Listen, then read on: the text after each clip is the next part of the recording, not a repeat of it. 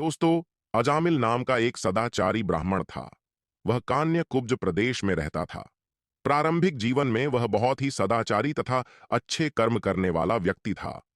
दुर्योग से एक बार वह किसी दासी के प्रेम में पड़ गया और उसे अपनी पत्नी बनाकर रहने लगा। उसकी कुसंगति के कारण उसके विचार दूषित हो गए और दुष्कर्मों से वह अपनी जीविका चलाने लगा। वह लूटपाट तथा हत्या जैसे बुरे कार्यों में हमेशा लगा रहता था। दासी से इसके 10 पुत्र थे। उनमें से सबसे छोटे पुत्र से उसे बड़ा मोह था। उसका नाम उसने नारायण रखा था। अक्सर वह उसे हमेशा नारायण नारायण कहकर पुकारता था। उसके अन्य बेटे उसकी कोई परवाह नहीं करते थे तथा वे भी उसी की तरह दुष्ट कर्मों में लगे रहते थे। पत्नी भी नीच संस्कारों की थी, अतः वह भी कभी अजामिल को मना नहीं करती थी कि बुरे और निंदित कर्म मत करो। अच्छे और भले कर्मों से जो उपार्जित करोगे उसी में रूखा सूखा खाकर जैसा भी होगा, हम अपना तथा अपने परिवार का भरण पोषण कर लेंगे। पत्नी तथा अन्य संतानों की तरफ से निंदित कर्मों को बढ़ावा देने के कारण अजामिल और भी बुरे कर्मों में लगा रहा। चोरी, झूठ, लूटपाट तथा हत्या जैसे जघन्य कर्मों के साथ वह मद्यपान भी अधिक करने लगा, जिससे उसका स्वास्थ्य भी खराब हो गया। एक बार वह बहुत बीमार पड़ा। उसकी सेवा के लिए कोई भी ना आता था। अब उसे पता लगा कि जिनके भरण पोषण के लिए वह निंदित कर्म करता रहा, वही लोग अब उसे पूछते तक नहीं। बीमारी के कारण वह अशक्त होकर खाट पर ही पड़ा रहता था।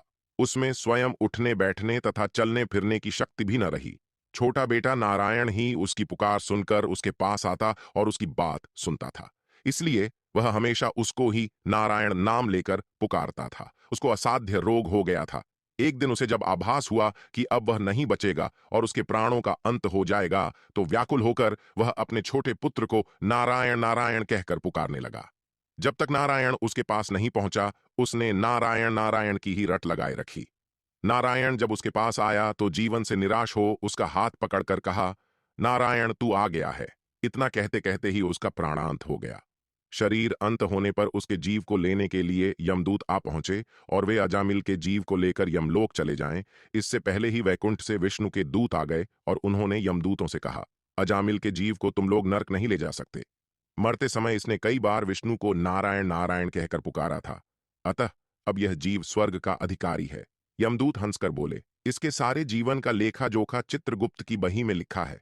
उसके अनुसार यह पूरे जीवन में हमेशा निंदित और पाप कर्मों में लिप्त रहा। तुम जो नारायण की बात करते हो, तो यह नारायण के रूप में विष्णु भगवान को नहीं पुकार रहा था, ये तो अपने छोटे बेटे को उसका नाम लेकर बुला रहा था। तब विष्णु दूतों ने कहा, प्रारंभिक जीवन में यह सत्कर्मी था।